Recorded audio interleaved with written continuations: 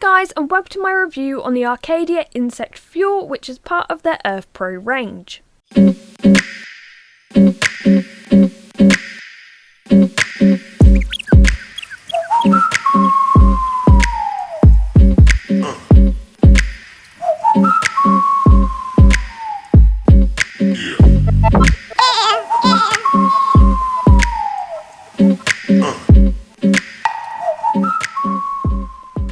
So I've been using this product for a little over a month now, and I've had some interesting results. So basically, I started off by mixing the powder with water, and the crickets seem to really like it. I also put some with both my mealworms and darkling beetles. Unfortunately, I found that after a few hours the powder quickly dried out. So I tried the powder again by sprinkling it over a slice of apple. This seemed to work a lot better since the flakes of the insect fuel were kept damp by the apple and both were very easily consumed. Now before I continue, let me talk you through the ingredients of this powder and what they all do. So first up, the majority of this powder is made up of alfalfa meal, 60% of it. I will refer to it as a powder, though I'm not sure if it's strictly a powder. It's kind of flakes of things, but anyway. Alfalfa meal is an all-natural fertiliser made from fermented alfalfa plants. It's not toxic, and I've heard that horses particularly like it. It was first cultivated in Iran during the Bronze Age, which is particularly interesting for our leopard geckos since this is probably a food their prey has been eating for thousands of years. It's now found almost everywhere around the world and is especially used for feeding animals on farms, since alfalfa meal is incredibly nutritious. It contains high amounts of vitamin A, E and B, potassium, iron, selenium and much more. In the wild, this would almost definitely be a food source for a range of feeder insects. Next up, we have calcium carbonate. It's 20.75% of the powder, it's calcium carbonate. Now having a good phosphorus-calcium ratio is incredibly important, and a lot of insects don't unfortunately have that balanced out very well.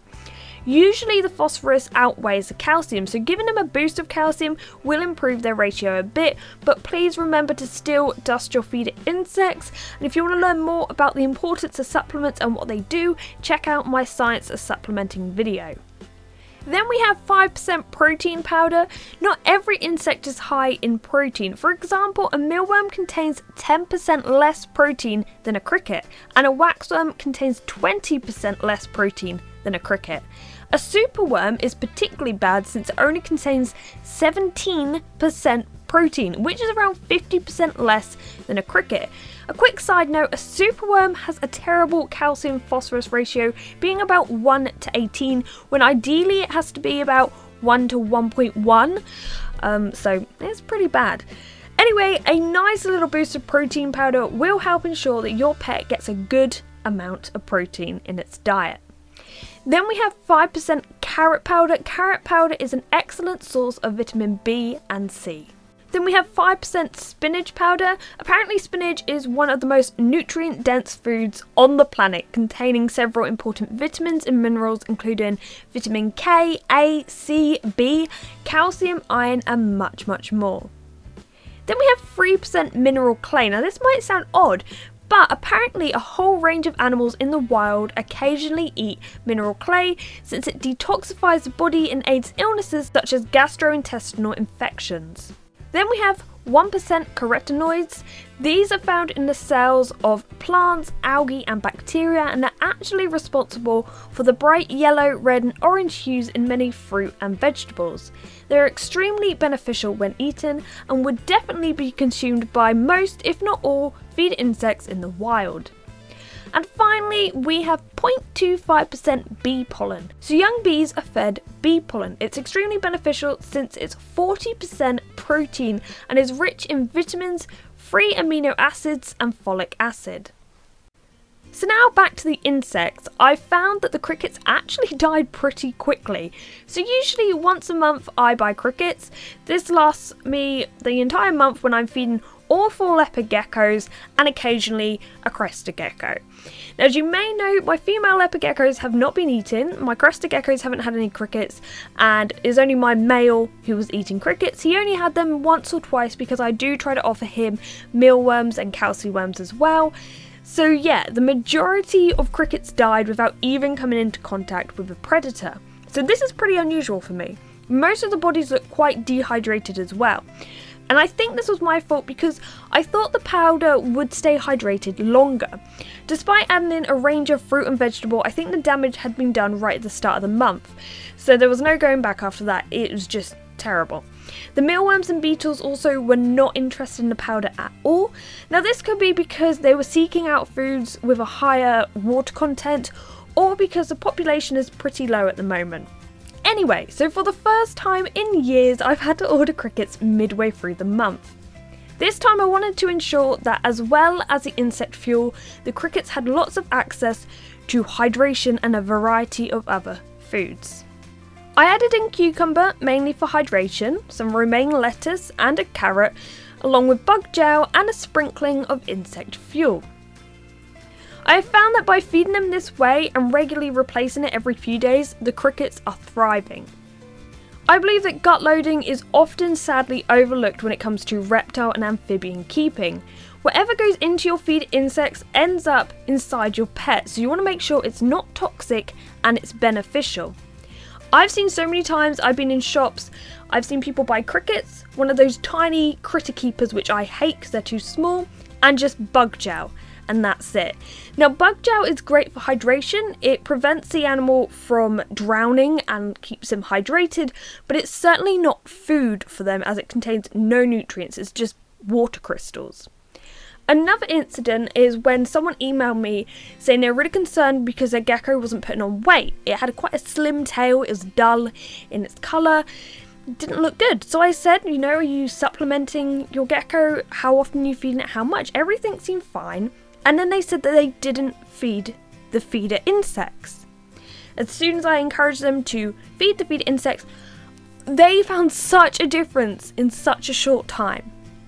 The gecko had a nice plump tail, its colours were bright again, and I think such a small thing, such a simple thing along the food chain can impact your gecko so much, and that's why I really want to bring emphasis to gut loading, because it's incredibly important and it's definitely underrated. A lot of people ignore it.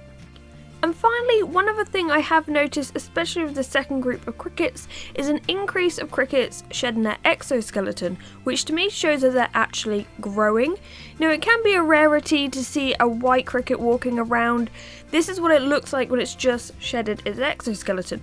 However, there's been so many that at the bottom of the tank it looks like dead crickets, but when you pick them up they're just crispy, empty exoskeletons.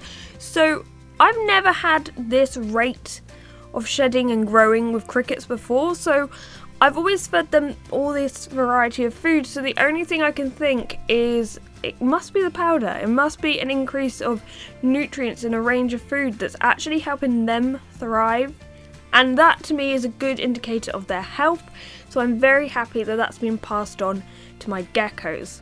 So anyway, I think the insect fuel adds a nice boost of a range of natural and beneficial ingredients to the insect's diet. I must say you could probably end up getting through a small packet quite quickly if you're sprinkling it over the food every day. If you do have young pets, I would advise sprinkling it over the food every day if they are being fed every day. If, like me, you have, say, a gecko that only gets fed every few days, I'd probably sprinkle the insect fuel over the food at least 24 hours before feeding it to the pet, just to ensure that the insect fuel is still in the gut of the insect. We're saying insect a lot here, but so basically it does actually get passed on, it's not just wasted. This is the thing though, this is why I really love it, and I feel like I'm selling it to you and that's not my intention. But what I love about it though is when you read through all the ingredients and you look them up like I did, you realise that pretty much all of these, the feed insects would come into contact with in the wild, and we've been talking about bringing the wild into the tanks a lot more lately with my crested geckos and now my leopard geckos, and I just love that what they are eating, what the insects are eating, gets eaten by my leopard gecko, and it's creating a natural food cycle. So no synthetics are going into their food, it's completely natural. So yeah, I'm liking the natural range at the moment. Anyway, I'll continue to use this product and I would recommend it if you want to try something else, something natural out. But I hope you've enjoyed this video. It's been quite long, hasn't it? And thank you very much for watching.